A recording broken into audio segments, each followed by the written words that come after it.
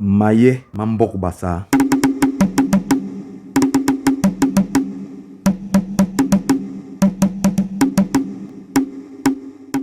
Paragraphe 61. Il demanda ensuite à son père, « Connais-tu le mari de ta fille ?» Mbok lui répondit, « Non, papa, mon fils. » Mbok fils appela Ngombok et lui demanda, « Ton mari, le connais-tu ?» Ngombok dit, « Enfant de ma mère, je ne connais pas son nom. » Mbok dit à sa sœur, « Va le demander à ta mère. » Ngombok alla demander à Lingen quel était le nom de son mari.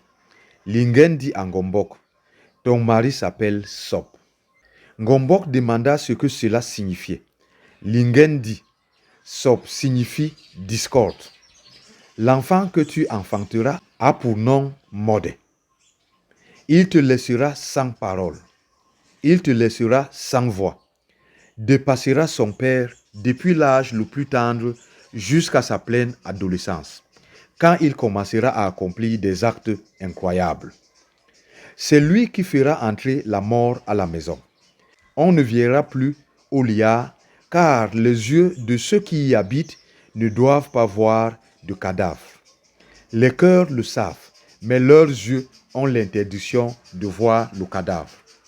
Lorsque sa mère eut fini de lui parler, elle répondit à son frère, « Mon mari est Sop.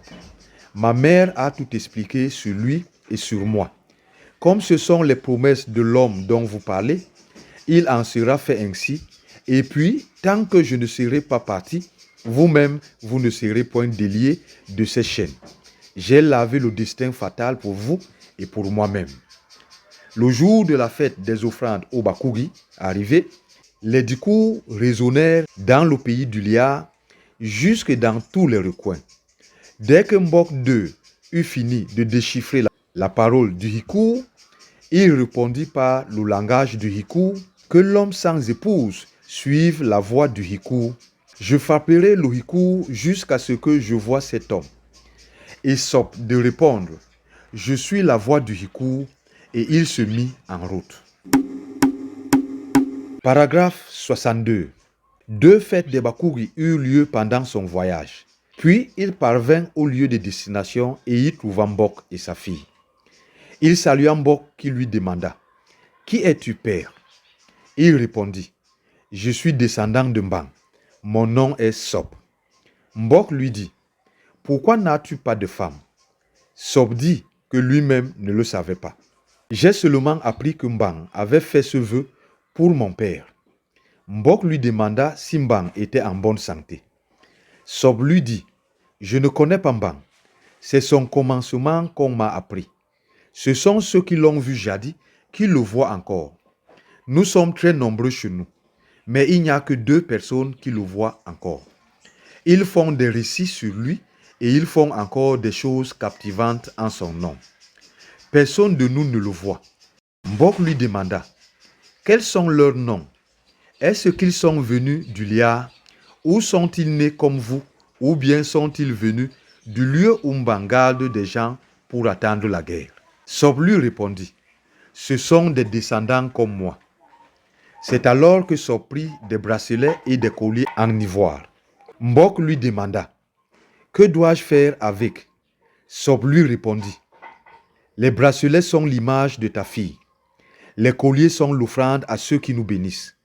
Les Bakouri, les carrefours, les sources, au moment de la bénédiction du mariage. » Mbok lui demanda, « Est-ce moi qui dois donner les offrandes aux esprits ou est-ce la femme? » Il répondit, « Toi et moi, la mère et l'enfant. »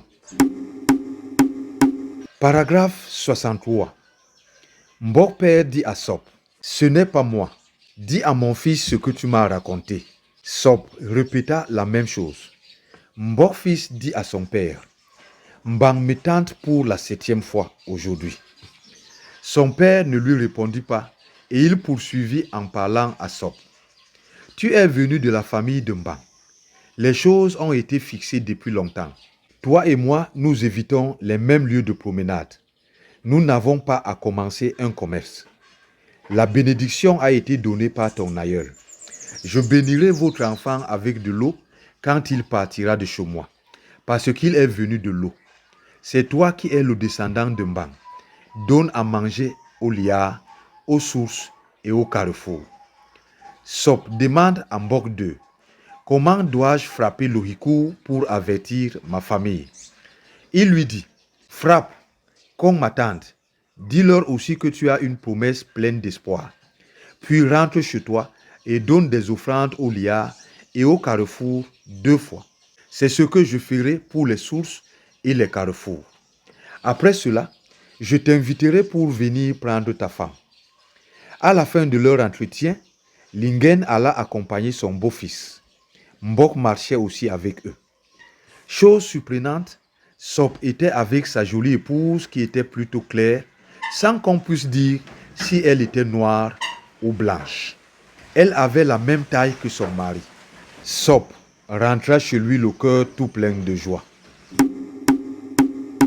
Paragraphe 64. Le jour de l'offrande au Bakugi suivant, Kindap, Lingen et Mbok conduisirent tout leur petit monde près d'un ruisseau. Lui apprirent tout ce qu'il voyait, tout ce qu'il savait et tout ce qu'il entendait. Après cette cérémonie, ils rentrèrent chez eux. La nuit venue, ces 3 personnes retournèrent au liard. Le jour réveillé, la femme de Ngom, Malep, vint et entra dans la maison. La femme de Mbok 2, Kitehe, vint et entra. Chose étonnante, elles étaient enceintes. À la deuxième fête, date qu'ils avaient donnée à Sop, après avoir donné des offrandes au Bakugi, les Dikou se mirent à raisonner et Sop reçut sa promesse. Ses beaux-parents permirent à sa femme d'aller chez son mari sans personne derrière elle, bien que le trajet fût long. C'était jour de fête des Bakugi. Elle arriva le même jour. Dès son arrivée, ses frères dirent à Sop par Lohicou, « Voilà ta femme que nous t'avons envoyée. » Sop aussi répondit, « Je l'ai reçue. » Ils dirent à Sop, « Nous nous verrons au moment des récoltes. » C'est ainsi que fut le mariage de Ngombok et de Sop au pays du Liard. C'est ce mariage qui fut aussi le premier entre les familles. Paragraphe 65. Conversation entre les frères Mbok et Ngombok. Les femmes de Mbok et de Ngom étaient venues enceintes. Avant que Ngombok n'ait enfanté, elle l'avait déjà fait. Au moment où ces femmes allaient mettre au monde, Mbok se rendit un soir chez Ngom et lui dit, « Ce qui sépara notre père de Mbang fut la non-obéissance. Mais notre père et notre mère, en vieillissant, nous ont bénis au même moment. C'est toi qui naquis le premier et je suivis. Tu m'offris l'aînesse, tu me fis premier-né. C'est pourquoi je suis venu te promettre l'obéissance. Le nom d'aîné que tu m'as attribué ne finira jamais. Moi, de mon côté, je suis venu te faire plaisir en te promettant une nombreuse descendance. Les enfants que nous engendrerons, c'est toi qui leur donneras un nom. Ton nom. » Ngom lui dit, « Je suis surpris que tu te sois empressé de faire ce que je voulais faire. Crois ce que j'ai déjà dit sur toi. Est-ce cela qui t'a fait plaisir au point que tu viennes me donner tes enfants et les miens? » Le bain, ouais. Pour le na, oh my, young Messiah.